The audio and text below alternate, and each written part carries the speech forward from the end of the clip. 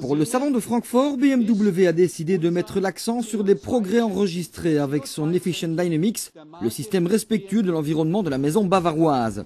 Mais X1 et Série 5 GT sont bien les grandes nouveautés du moment, puisqu'elles seront déjà en concession dès fin octobre 2009. La Série 5 GT pour Gran Turismo, nous vous en avons déjà parlé en ces colonnes alors qu'elle était présentée dans un état toujours conceptuel. Aujourd'hui devenue réalité, elle est une nouvelle interprétation de ce qu'est un coupé à 4 portes sur base d'une berline Série 5 avec laquelle elle partage le soin et le sérieux de finition en offrant une disposition stricte de place à l'arrière. Parmi les caractéristiques de ce modèle bâti sur une plateforme modifiée de la future génération de Série 5, on notera sa jolie proue inspirée de la dernière Série 7 et des portes sans encadrement façon coupé. Ceci se complète d'une modularité du coffre d'autant plus grande que celui-ci offre 2 modes d'ouverture, à ion ou coffre classique, comme inauguré par la nouvelle Skoda Superbe. Pour l'heure, le choix sera donné entre 3 motorisations, 2 essences et un diesel, toutes combinées à une boîte 8 automatique.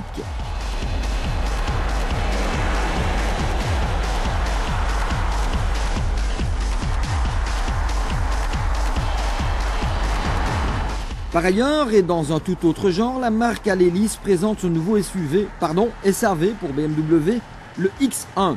Un petit frère pour les X5 et X3 qui viendra ainsi renforcer l'offre en s'attaquant à la catégorie compacte.